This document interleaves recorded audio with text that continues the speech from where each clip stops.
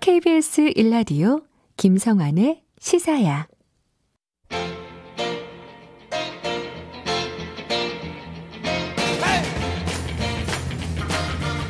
한 주 동안 있었던 뉴스 가운데 우리가 조금 더 깊이 들여다봐야 할 이슈를 짚어보는 시간입니다. 뉴스야 외전 함께 하실 패널 반가운 두 분 소개해드리겠습니다. 김민아 시사평론가, 배종찬 인사이트 K 연구소장 자리하셨습니다. 안녕하세요. 안녕하십니까. 네. 요즘 두 분 이제 봄이 다가오는 걸 많이 체감하고 계시죠? 김민아 평론가, 저는 체감을 하는데 아직 목도리 하고 다니시잖아요. 아, 우리 목은 소중하니까. 그렇네요. 네. 네. 김민아 평론가는 어때요? 뭐 어제 오늘은 체감을 하는데 불안합니다. 언젠가부터 이렇게 봄이 왔다 싶은데 갑자기 또 춥기도 하고 뭐 이런 경우들이 좀 변덕스러운 날씨죠. 네, 있어서 조금 네. 걱정을 하며 오늘은 멀리 보아야 되나 아침마다 고민하고 있습니다. 오늘이 또 경칩이잖아요. 네, 맞아요. 근데 일기예보를 들어보니까 다음 주에도 강원도는 또 눈이 더 온다고 그러더라고요. 네. 이럴 때일수록 건강관리 네. 잘 하셔야겠습니다. 청취자 여러분들도 마찬가지고요. 윤석열 검찰총장 얘기를 좀 해볼까요? 네. 어제 전격 사퇴를 했습니다. 문재인 대통령이 오늘 면직안을 제거하면서 이제는 뭐 윤석열 전 총장이라고 이렇게 불러야 될 것 같은데요. 두 분은 윤 전 총장 사퇴 과정 어떻게 지켜보셨는지 먼저 간단하게 의견을 말씀해 주시죠. 과연 이것이 예정됐던 일일까? 예. 근데 지금 흘러가는 상황들을 보면은 계획했을 수 있을 수도 있을 것 같다. 이렇게 또 인식할 수 있을 것 같거든요. 다 계획이 있었구나. 왜냐하면 다 계획이 있었구나. 이낙연 대표는 뜬금없다는 이야기를 했어요. 왜냐하면 윤석열 전 총장이 이야기했던 중대 범죄 수사청 관련해서 더 좀 이야기해 볼 수 있다라고 여당 내에서도 이야기가 목소리가 네. 나오는 상황이었고 당청 간에도 좀 속도 문재인 대통령이 또 속도 갈등이 조절로 있었죠. 완급도 있었는데 이낙연 더불어민주당 대표가 뜬금없다라는 이야기는 왜 이런 가정들을 추가적인 노력들을 깡그리 무시했을까? 그러고는 작정을 했을까? 그리고 아무리 이 소속되어 있는 정부에 불만이 있어도 이렇게 강도 높게 비판하기는 참 쉽지가 않거든요. 물론 네. 문제가 있으면 그런 걸 지적할 수도 있고 하지만 언론사 기자회견을 했다. 또는 보수의 심장인 대구 고금 또 지검을 방문을 했다. 물론 그건 일정에 따른 것일 수 있는데 일정에 따랐다더라도 가서 이렇게 기자들과 만나서 의견을 제시할 수도 있고 안 할 수도 있는데 보통의 통상적인 경우에는 제시를 안 하잖아요. 네. 검찰총장으로서의 직무만 수행할 뿐인데 그렇지 않았다는 것은 다분히 작정했던 것 아니냐. 그렇다면 잘 이해가 안 가는 건 저로서는 더 소통을 좀 시도를 해볼 수도 있었을 텐데 대통령은 지난 1월 18일 윤 총장은 문재인 정부의 검찰총장이다. 검찰총장직을 또 완수하기 위해서 더 소통한 노력은 반드시 필요하지 않습니까? 지금 아직도 많은 2,000여 명 이상의 검사가 검찰에 근무를 하고 있는데 좀 더 소통하는 것을 마다했다면 계획이 있었구나. 이렇게 해석을 할 수 있을 걸로 보입니다. 김민하 평론가는요? 네, 뭐 계획이 뭐 없진 않았겠죠. 근데 어느 시점에 얼만큼 계획이 있었을까에 대해서는 저는 뭐 그렇게 오래전부터 뭐 정치에 발을 담글 것으로 이렇게 구체적으로 계획하지 않았을 거라고 봐요. 물론 그 가능성을 완전히 배제하고 뭐 살진 않았겠죠. 근데 사람이라는 게 뭐 한쪽 가능성만 100%를 놓고 살진 않지 않습니까? 김성환 평론가도 뭐 언제 어디로 갈지 모르죠, 사실. 그렇게 얘기하면 안 돼요. 그렇게 얘기하면 청취자분들이 지금 오해하시잖아요. 이거 100% 저의 애드립이고요. 갑자기 깜짝 놀랐네. 편집 안 되나요? 네, 전혀 근거 없습니다. 네, 전혀 근거 없는 말씀 드렸고 아무튼 이 뭐 입장을 얘기하는 걸 보니까 정치하겠구나 싶은데 저는 뭐 어디 가서나 말씀드리는데 윤석열 총장은 정치를 하면 안 됩니다. 검찰총장이 바로 뭐 직을 내던지고 이렇게 바로 정치로 가는 그런 행보를 걷는 것은 그 자체로 바람직하지 않고요. 그리고 앞으로 본인이 주장하는 대로 이제 뭐 검찰의 수사권을 뭐 없애는 것을 막기 위해서 뭐 사퇴를 한다 이렇게 주장을 하지만 오히려 그렇게 행보를 하기 때문에 여당은 더 강경한 이제 목소리를 내기 시작할 것이고 야당은 이 윤석열로 만들어지는 정치적 흐름에 올라타려고 할 것이고 대한민국 정치가 그러면 이제 극단적으로 가면 검찰이냐 아니냐의 정치가 돼버릴 거예요. 그러면 그런 상황이 대한민국에 뭐 무슨 긍정적인 영향을 미치겠습니까? 그러니까는 나라를 생각한다면 본인 생각 검찰 조직을 사랑하고 나라를 생각한다면 있다면 정치를 하지 않는 것이 답이다. 저는 항상 이렇게 얘기를 하고 있습니다. 근데 사실 또 생각해 보면 윤석열 전 총장이 뭐 정치하겠다고 선언하거나 그런 건 아니기 때문에. 그럼요. 네, 뭐 정치적 행위를 하고 있다 이렇게 보는 게 현재로서는 맞지 않을까 싶은데 좀 의심을 하는 게 네. 제가 왜 의심을 하게 됐냐면 저도 이제 정치 참여 가능성을 그렇게 높게 안 봤거든요. 그 네. 전주까지만 해도.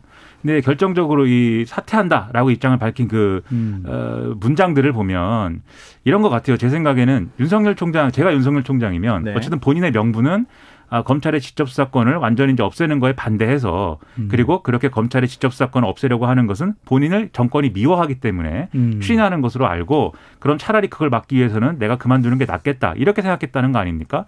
그러면 사퇴한다는 거에 대한 어떤 메시지라는 것은 내가 그만둘 테니 이 검찰 조직을 더 이상 망가뜨리지 말라든지 뭐 이런 내용이어야 되거든요.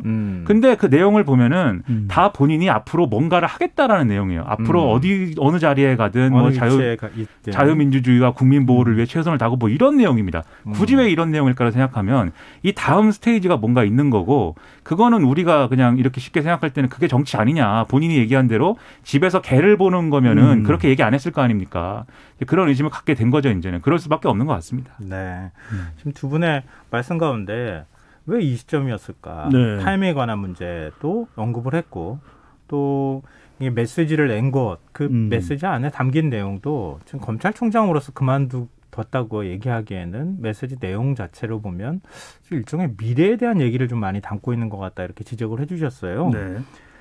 근데 참 뭐 반론도 상당히 많이 있죠. 그러니까 윤 전 총장에 대해서 얘기할 때 그동안에 뭐 현 정부에서 징계하려고 하고 결국 나가라고 하는 메시지를 계속 던졌던 거 아니냐. 근데 그 견디다 못해서 나가는 거 아니냐. 뭐 이렇게 또 해석하시는 분들도 있기는 해요. 네. 그런 점이 또 없지 않죠. 분명한 것은 말씀하신 대로 지난해 이제 징계 청구가 상당히 근거 없이 진행이 됐고 또 올해 들어서 사실 문재인 대통령이 아까 말씀 주신 대로 문재인 정부의 검찰총장이다 이렇게 정리를 했고 그리고 그 자리에서도 대통령이 얘기를 했습니다. 윤석열 총장이 정치할 것을 염두에 두고 지금 검찰총장직을 수행하고 있다고 생각하지 않는다 이렇게 얘기했고 네. 또 신현수 민정수석을 임명을 해서 이 검찰과의 관계를 개선하기 위한 노력을 할 것을 공식화했었거든요. 네. 근데 이제 그 과정이라는 게 윤석열 총장 입장에서 본다면 그 과정이라는 게 잘 됐으면은 아마 사퇴할 명분이나 이런 것들을 뭐 찾지 못했을 거고 굳이 사퇴를 안 해도 되는 상황이 됐을 건데 어쨌든 신현수 민정수석 문제가 엉클어졌습니다. 그리고 그게 엉클어지면서 대통령이 이 중대범죄수사청을 여당 일각에서 만드는 거에 대해서 속도 조절이라든지 이런 것들을 막 주문을 했지만 그게 안 먹히는 거 아니냐 이런 해석들이 지금 나오고 있으면 그러면 이건 대통령의 말도 안 먹힌다고 하면 결국은 여당이 다수 의석의 힘으로 결국은 중대범죄수사청을 만들어서 검찰의 직접 수사권을 박탈하는 거 아니냐. 그렇다고 한다면 좀 더 적극적으로 내가 정치를 하는 수밖에 없겠다. 뭐 이렇게 생각했을 수 있겠죠. 네네. 그런데 이제 그렇게 온 과정에 대한 정치라는 것은 우리가 또 한번 평가를 해볼 수가 있겠지만 그렇다고 해서 결국 검찰총장의 정치로 직행하는 것이 우리에게 좋은 결과를 주는 것이냐. 저는 그것도 아니라고 생각하는 겁니다. 그러니까 결과적으로 보면 검찰총장이 바로 정치권으로 직행하는 모습은 그건 검찰의 중립성과도 관련이 돼 있잖아요. 그렇죠. 예를 들어서 현직 검사가 정치적 사건을 만약 수사를 하다가 바로 정치권으로 가버려요. 네. 그럼 당연히 그 정치권과 관련되어 있는 이해관계가 맞아떨어지는 수사를 했다고 하는 오해를 살 수 있는 거잖아요. 그러니까 윤석열 전 총장이 사실은 정치적 행위는 하고 있지만 정치권으로 바로 간다거나 이렇게 하는 것은 사실 부적절하다고 하는 비판에서 벗어나기 좀 어렵다 이렇게 볼 수 있는데 네. 그러니까 아까도 얘기 지금 잠시 나왔던 것처럼 문재인 대통령이 문재인 정부 검찰총장이다 이렇게 해서 품어하는 듯한 모습을 보이고 난 다음에 지지율이 축 빠졌잖아요. 그렇죠. 빠지고 난 다음에 이른바 검사장급 인사를 내고 신현수 민정수석이 반발하고 그 가운데 굳이 우리가 해석한다고 하면 윤석열 전 총장이 굉장히 큰 회의가 느껴졌을 수 있고 그런 상황에서 중대범죄수사청까지 추진한다고 하니 네. 이제는 안 되겠다. 나의 정치적 소신하고도 맞지 않고 법정신이나 이런 것들 얘기했으니까 법치하고도 부합하지 않는 현 정부의 검찰총장은 더 이상 할 수 없겠다. 이렇게 또 결심했을 가능성도 뭐 제가 하고 싶은 어렵잖아요. 말씀을 다 해버리셨네요. 뭐 어떻게 해야 됩니까 저는. 진행자께서 다. 아니 근데 이렇게 봐야 될 것 같아요. 우리가 뭐 해석은 각자의 몫이죠. 네. 그런데 이제 국민들이 지켜볼 때는 그럴 거예요. 이제 윤석열 총장이 그동안 뭐 때리기를 당했다. 그렇게 인식하고 있는 국민들도 있고 네. 아니다. 이 윤 총장의 태도가 잘못됐다. 그래도 임명권자에 대해서 최선을 다해서 검찰 개혁을 위한 심없는 노력을 해야 되는데 그런 모습이 아니지 않나. 달라질 수 있죠. 네. 그런데 중요한 것은 이 윤석열 윤 전 총장이 물러나면서 자유민주주의와 국민 보호를 위해서 온 힘을 쏟겠다. 네. 근데 윤 전 총장의 그동안의 이미지는 검찰이 최우선인 거죠. 그 이미지가 남아있는 거예요. 네. 근데 현 정부는 끊임없이 검찰 개혁을 원했던 것이고 네. 근데 한번 가정을 보십시오. 첫 번째로 상하관계에 있을 수 있는 조국 전 장관에 대해서 심한 거부감을 드러냈지 않습니까? 윤석열 전 총장이. 네네. 그렇다면 윤 전 총장은 일단은 첫 번째 직제상으로 법무부 장관하고의 관계가 순탄하지가 않은 겁니다. 그러니까 검찰총장이 나한테 다 맡겨라. 나한테 맡기면 검찰 개혁도 하고 살아있는 권력 수사도 하고 내가 다 할 텐데 왜 이래? 이렇게 되는 거죠. 그러니까 추 전 장관하고도 안 맞는 겁니다. 그리고 박범계 장관하고도 안 맞는 거죠. 그러니까 우리가 검찰총장과 관련된 건 세 가지 이제 관련성이 있습니다. 첫 번째 이제 수사지휘권. 수사지휘권이 발동되니까 이건 아니야. 그리고 반발을 했단 말이에요. 나는 부하가 아닙니다. 이랬단 말이에요. 두 번째로는 인사권입니다. 이번에는 좀 그래도 인사권이 제대로 회복이 되려나? 한동훈 검사도 자리로 돌아가겠지 생각을 했는데 박범계 법무부 장관이 그렇게 가진 않았어요. 왜 인사권은 이제 쥐고 검찰개혁으로 가는 이제 박범계의 모습이었는데 여기에 대해서 신현수 민정수석이 반발했거든요. 그럼 윤 전 총장 생각할 때는 인사권도 안 돼? 이렇게 하고 있는 찰나에 마지막에 이제 제도가 남아있습니다. 검경수사권 네. 조정. 아니 그래도 6대 중요 범죄에 대해서는 검찰의 공소 유지를 위해서도 수사가 필요하다고 김진우 공수처장도 약간의 공감한 듯한 말하지 않았어. 그랬는데 여당에서 속도 늦추면 안 됩니다. 중대범죄수사청으로 가고 공수청 가고 검찰은 그냥 공소청 정도로 남겨야 됩니다. 여기서 이제는 폭발을 하는 거죠. 이건 난 못 보겠다. 왜? 이렇게 되면 검찰 사수가 다 무너지거든요. 그러다 보니까 안 된다. 근데 이제 시점상으로 왜 우리가 3월 4일이라는 시간을 선택을 했을까? 그리고 오늘 이제 3월 5일 대통령이 오전에 재가로 처리를 했죠. 네. 이게요.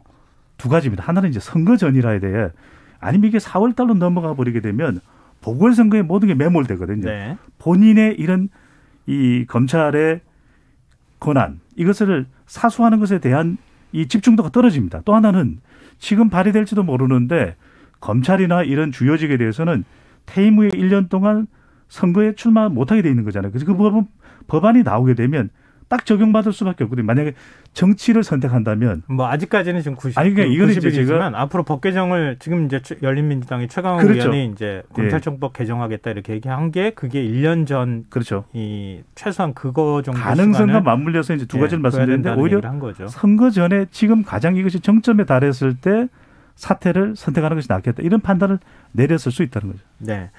지금 이제 윤석열 전 총장 입장에서 우리가 한번 해석해 본 거잖아요. 그렇습니다. 근데 또 이 얘기는 안 할 수가 없을 것 같은데 지금 선택적 수사를 한다. 검찰 내부에 대해서는 지나치게 관대하고 권력을 향해서는 지나치게 엄격한 잣대를 들이댔던 거 아니냐. 검찰 개혁이라는 게 검찰이 그동안에 제대로 하지 못했기 때문에 검찰 개혁이라는 요구가 나오는 건데 그런 부분에 대해서 너무 외면했던 거 아니냐.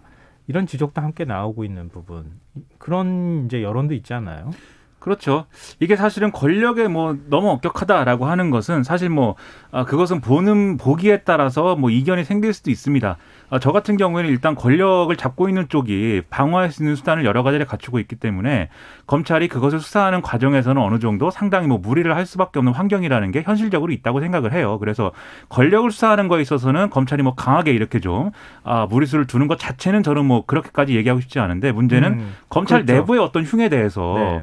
예를 들면은 검사들이 무슨 뭐 접대를 받아서 어디서 술을 먹었는데 그 술 먹은 액수를 가지고 100만 원 아래로 이제 계산을 해가지고 뭐 네. 불기소를 해버린다든지 그리고 이제 오늘도 뭐 얘기가 나왔습니다만 한명숙 전 총리 사건에 대해서 한명숙 전 총리의 재심 때문이 아니라 검찰이 그동안 이제 재소자들을 활용을 해서 뭐 이렇게 증언을 이제 조작한다거나 위증을 요구한다거나 이런 사건들이 있었다라는 증언이 나왔음에도 불구하고 그것에 대해서 이제 전혀 바로잡을 어떤 액션을 취하지 않는다든지 이런 스스로 이제 이 뭔가의 흠을 바로잡는 모습은 또 보여주지 못한 것이거든요. 거기에 더불어서 사실은 과거의 사례를 보면은 뭐 이번 정권에서는 사실 그런 것까지는 아니었습니다만 과거의 사례에서는 하명 수사 함명 수사를 하면 정권이 시키는 수사에 대해서는 이제 뭐 온갖 무리수를 둬가면서도 이 힘없는 사람들을 마구 이제 좀 수사를 하고 온갖 망신을 주고 재판에 가서 무죄가 나와도 아무도 이제 그것을 뭐 조명해주지 않는 그런 상황들이 이어졌던 거거든요. 네. 그래서 그런 것에 대해서 바로잡는 것에 대해서는 말씀하신 대로 이제 소극적이었기 때문에 윤석열 총장 검찰 체제가 어느 정도는 또 검찰 개혁에 대한 어떤 여론이라든가 이런 것들에 불을 계속해서 붙이는 측면은 또 있었다라고 생각을 합니다. 네, 알겠습니다. 우리는 이제 주로 정치적인 얘기를 조금 더 많이 해야 될 것 네. 같으니까요. 조금 이제 갈 길이 멀어서 좀 서둘러야 될 것 같습니다. 윤 전 총장이 이제 결국 검찰을 떠났어요. 떠나면 이제 어떻게 할 것이냐. 이것에 따라서 4월 재보궐선거 판세가 네. 요동칠 가능성도 있어 보여요. 정치권에서도 그 부분을 상당히 우려할 것 같은데요. 어떤 영향을 좀 미칠 거라고 보시는지 두 분은. 직접적 영향은 힘들다고 봐요. 그렇게 직접적으로 영향을 주려면 적어도 차기 대선 후보 도전을 시사하고 특정 후보에게 또 특정 정당에게 힘을 실어주는 발언이나 행동을 할 때 영향을 줄 수 있는 것이거든요. 네. 직접적 영향은 힘들 거예요. 아까 김성환 진행자께서는 말씀하셨는데 그런 경우에는 그동안의 모든 행동들이 이런 정치적인 본인의 입지를 위한 것이었냐라고 오해될 수밖에 없는 것이고 그걸 바라지는 않을 거예요. 그렇다면 네. 이제 간접적 영향인데 일단 대통령 지지율에도 영향을 줄 수 있을 겁니다. 왜냐하면 이제 중도층으로서는 검찰개혁 갈등 파장이 발생하는 것에 대해서 상당히 민감하고 또 부정적으로 지속되면 부정적으로 될 가능성이 상당히 높거든요. 그런 만큼 보궐선거의 판세에도 영향을 줄 겁니다. 왜냐하면 여당 후보들에게는 부담이 되는 거죠. 이런 파장 자체가. 네. 그런데 한편으로는 드는 생각이 윤석열 전 총장의 이런 행동에 대해서 진영 간 대결 구도 성격이 강해집니다. 그렇다면 적어도 윤 전 총장이 보궐선거에 영향을 줘? 이건 난 못 받아들이겠는데 그동안 이제 보궐선거의 특성상 더불어민주당 지지층들의 연령대는 좀 대체적으로 저연령층이죠. 20대, 30대, 40대. 네. 그러다 보니까 투표 적극성이 좀 떨어질 수 있어요. 네. 그런데 이렇게 되면 아니다. 이건 진짜 앞으로 대선 판도도 어떻게 될지 모르겠는데 왜냐하면 윤 전 총장이 대권 후보로도 지금 여론조사에 오르고 있잖아요. 그런 상황인 만큼 더불어민주당 지지층들이 대려 위기인식 때문에 더 결집하는 그런 선거 양상이 나타날 수도 있는 것이죠. 네. 네. 김민하 평론가는. 저도 비슷한 생각인데요. 네. 당분간 윤석열 총장이 뭐 직접적으로 이렇게 행보를 하지는 못할 겁니다. 잠행을 할 것이고, 그렇기 만약에 때문에 대권을 염두에 두고 있다고 한다면. 그렇죠. 재보선 이후에나 이제 뭐 정치적인 어떤 발언이나 행보를 할 수 있는 것이지 지금 이제 나오기는 어렵다고 보고요. 어떤 뭐 여러 가지 메시지나 이런 것들도 그렇고, 다만 이걸 가지고 이 상황 자체를 놓고 이제 여야 간에 이제 서로의 주장과 뭐 이런 것들을 하겠죠. 그래서 예를 들면 야권의 경우에는 거봐라 이제 문재인 정권이 결국은 윤석열 총장을 이렇게 내쫓지 않느냐, 권력에 대한 수사를 막기 위해서 이걸 가지고 지지층 결집을 시도를 할 것이고, 그다음에 이제 여당 지지층들은 거봐라, 이 거봐라가 핵심입니다. 양쪽에서 거봐라 하는 거죠. 거봐라, 윤석열 총장이 결국 정치하려고 지금까지 검찰 수사 이렇게 해온 거 아니냐, 무리수 도온 거 아니냐, 이렇게 해서 결집을 할 것인데, 그래서 결론적으로는 플러스 마이너스 돼 가지고 뭐 재보선에 미치는 영향이 뭐 타격이 뭐 엄청나다라는 것은 아닙니다. 저는 이제 네. 그렇게는 안 보는. 다만 네. 이후 국면에는 영향이 분명히 있다라고 생각이 됩니다. 이후에는 이제 네. 여당도 당권 선거가 있고 좀 강경론으로 쏠릴 가능성이 있고 여러 가지 경우가 이제 이루어질 것이기 때문에 그런 점이 좀 우려가 되는 그 거죠. 봐라. 네. 그 봐라 그거 네. 웃기려고 하신 거 아니에요? 저는 애용하는 표현입니다. 거봐라 한다 또. 네. 네. 거봐라 정치. 아니 뭐 네. 묻지 않아도 뭐 알아서 다 얘기를 잘하시는데 일단 재보궐선거에 미치는 영향은 제한적일 수밖에 없다. 그리고 또 검찰총장직을 내려놓은 지 얼마 되지 않기 때문에 곧바로 네. 정치적 행위로 해석될 만한 언행을 하기에는 좀 쉽지는 않을 것이다. 이렇게 얘기를 해주셨는데요. 또 사실 모르죠. 국민의힘에서는 강연 정치하는 게 어떻겠느냐 이런 얘기도 한다는 얘기가 벌써부터 나오는데, 근데 그건 뭐 예측할 수가 없으니까 저희가 섣불리 뭐 얘기하기가 좀 어려울 것 같은데, 네.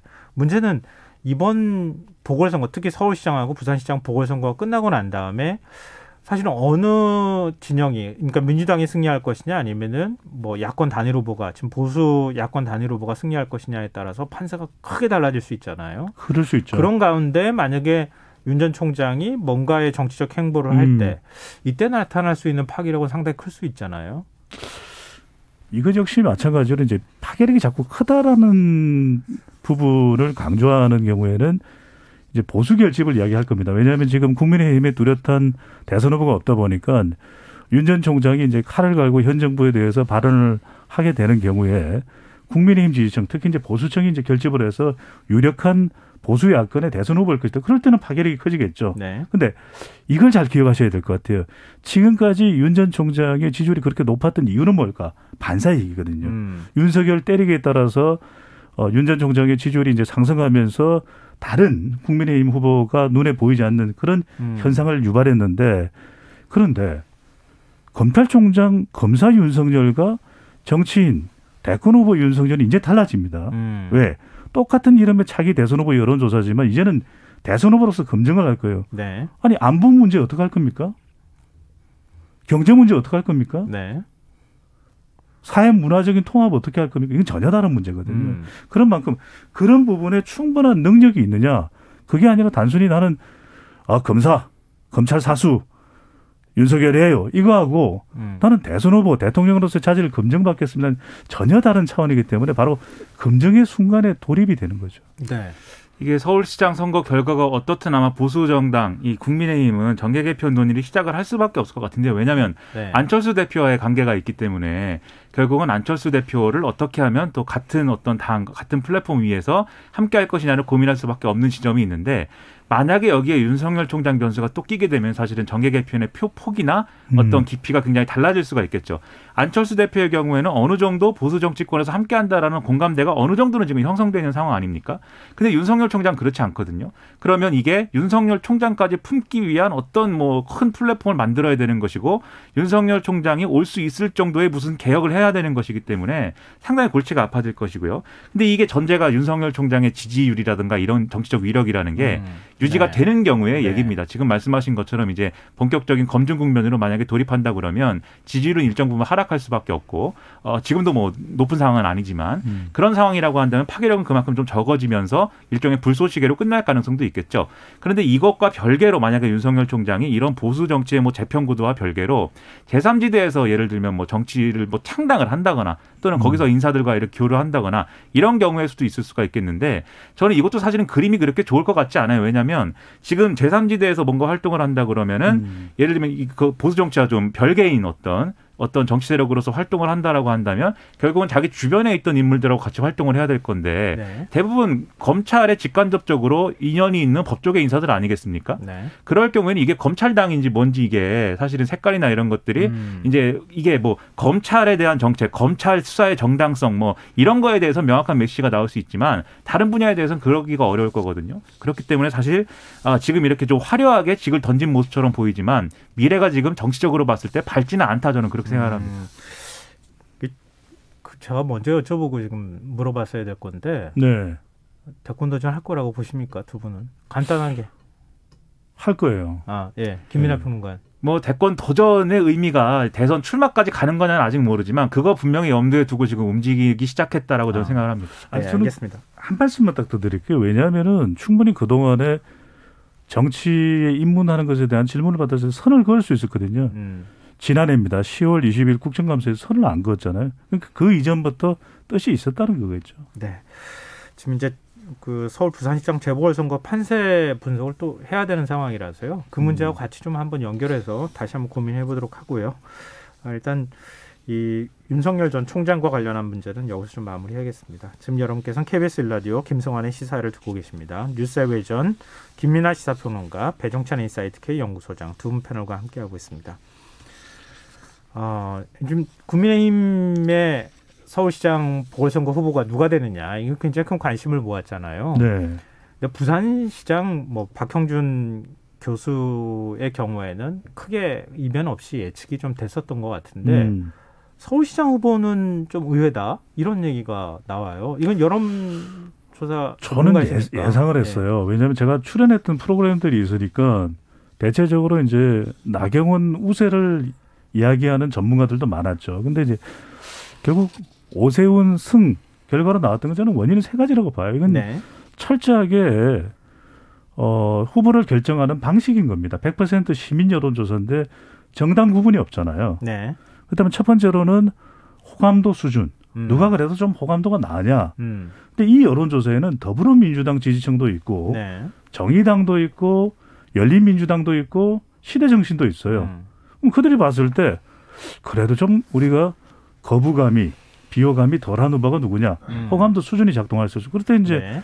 오세훈 전 시장이 그동안 쭉 중도적인 이미지를 많이 표방해왔기 때문이고요. 그 이유가 이제 바로 두 번째 이유죠.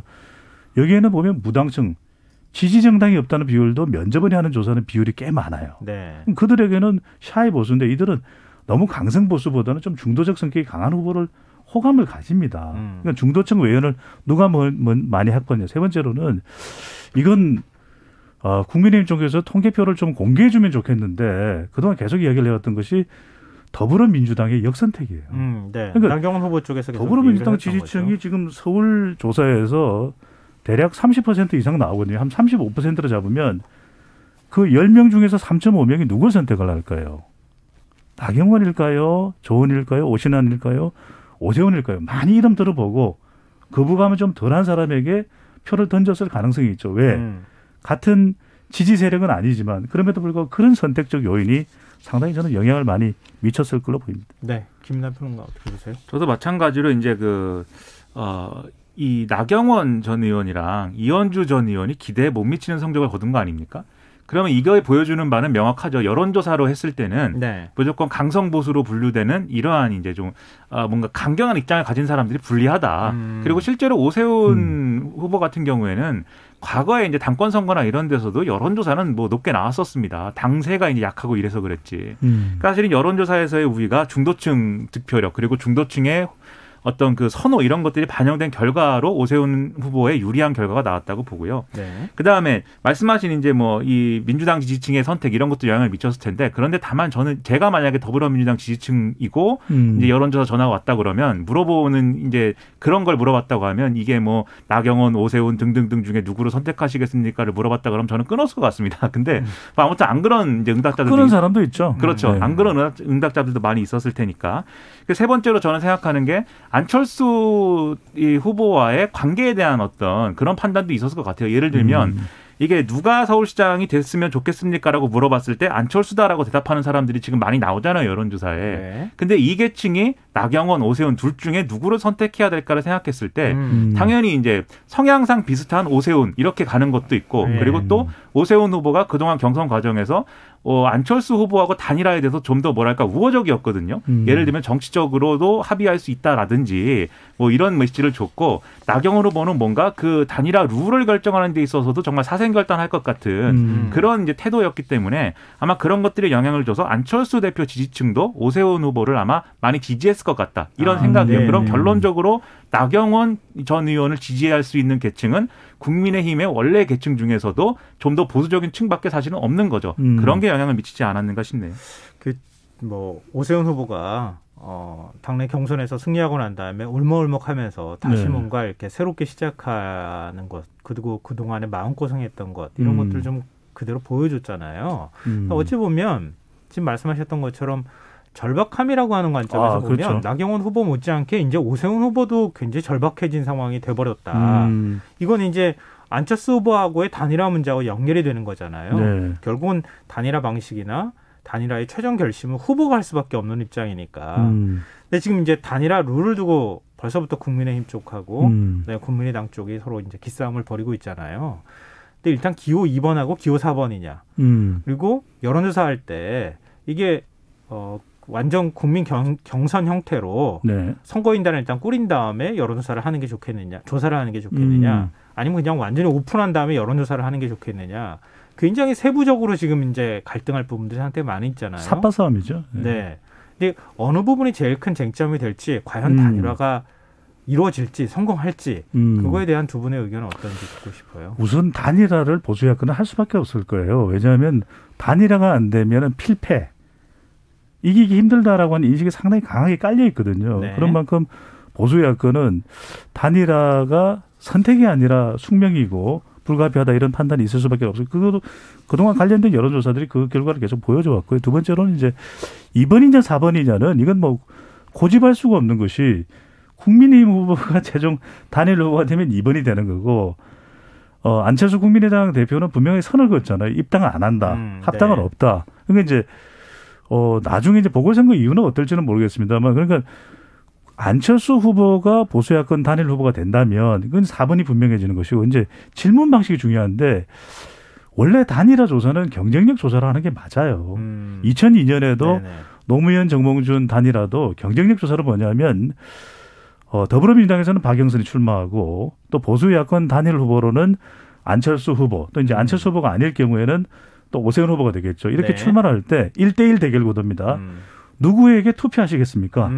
그러면 이 방법이 좋은 것이 역선택이 없어요. 100% 시민조사를 하더라도. 네. 왜냐하면 더불어민주당 지지층과 범여권 지지층은 박영선 후보로 가겠죠.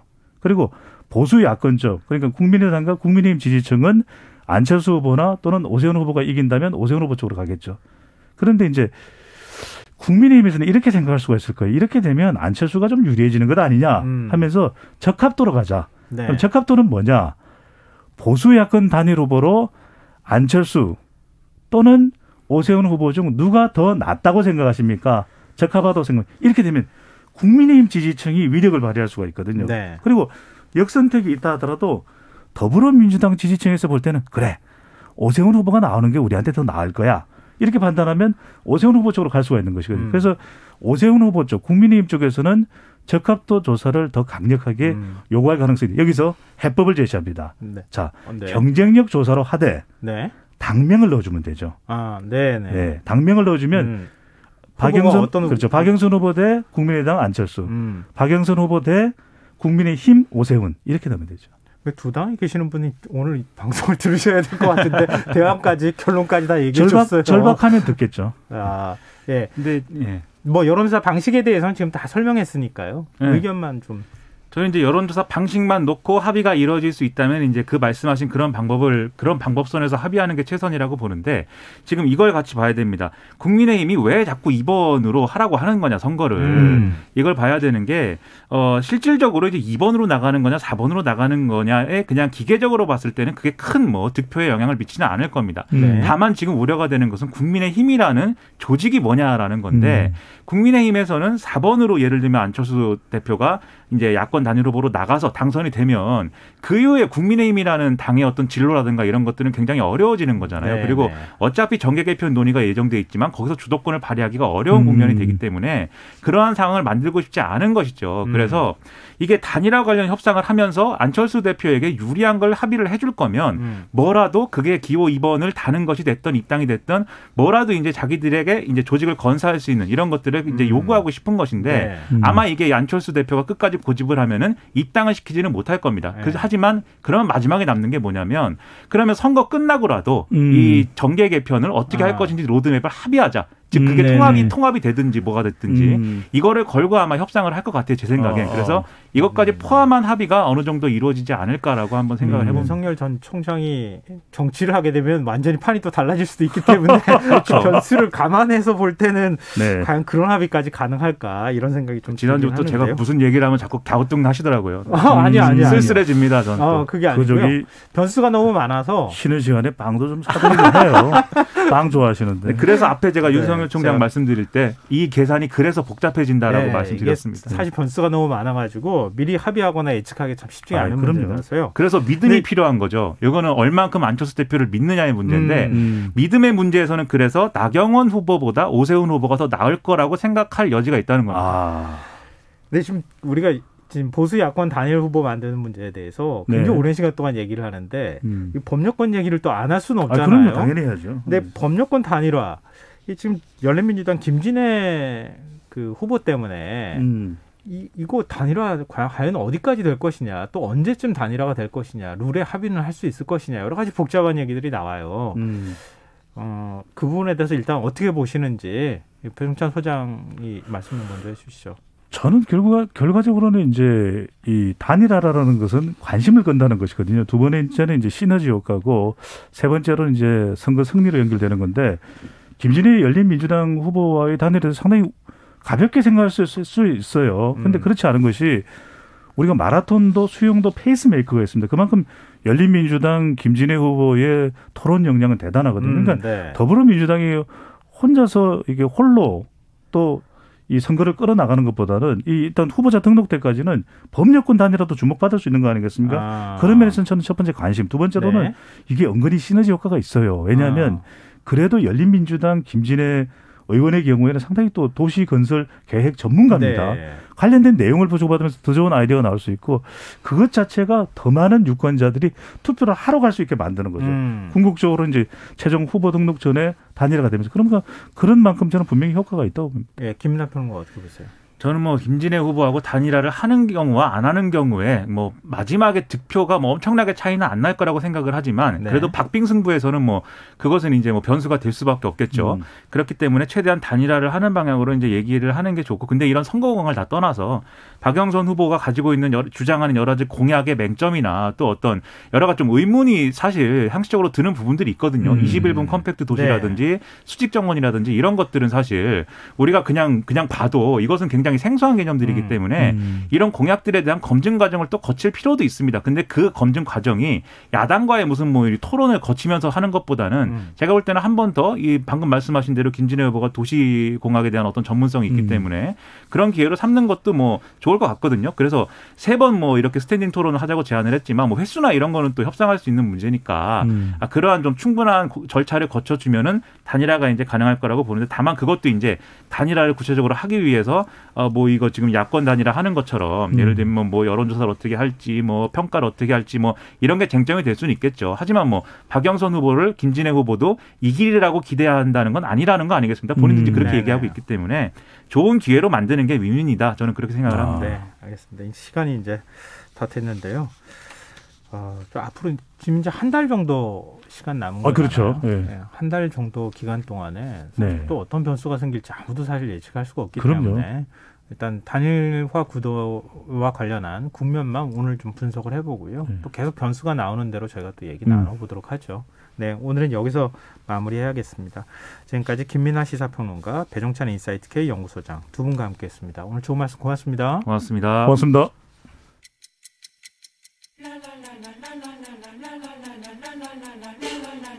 바쁜 당신을 위해 준비된 밤 시사야. 시사평론가 김성환과 함께합니다.